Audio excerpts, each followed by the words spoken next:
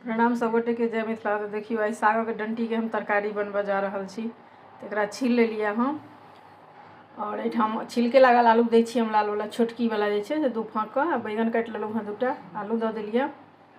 एकरा सबके धो लेने छियै, सबटा के काटि कुटि के देखबै छी कते निकललै छिलका अहाँके। तो देखियो अपने सब कते निकललै साग में डंटी में से। एनाही छील देबै जेना मुनगा छीलै छियै तेनाही। अब सबटा के काटि के धो लेलिए। ई तरकारी हमरा नैहर में नहीं बनै छलै, किया तऽ गाँव घर में अहाँके साग होइ छलै तऽ खीजे लोग काटै छै ने, मतलब लहुजे काटल जाइ छलै साग सब। तऽ डाँट कतऽसँ निकलतै, कनी मनी डाँट रहै छलै तऽ ओ सॉफ्टे रहै छलैए।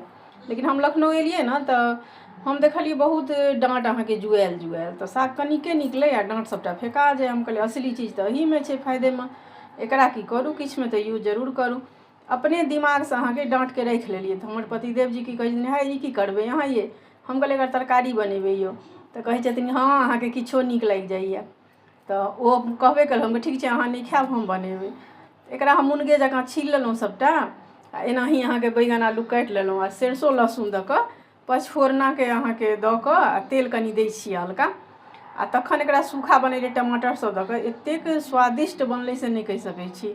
साग भात आ किछु तैर लिअ, ओह की कहू आनंदे आबि जाइ छै। तऽ आब ओहो हम सिलौट पर पीसबै अहाँके सरिसो लहसुन, तऽ गाँववला स्वाद एतै। तऽ ओना हमरा नैहरमे बनै नहीं छलै ई सब चीज, लेकिन अपन दिमागके कहै छै ने उपजायल छै ई तरकारी हमर, से देख लियौ। आ बहुत स्वादिष्ट बनै छै से की कहू, बच्चो सब खूब मोनसँ खाइए हमर।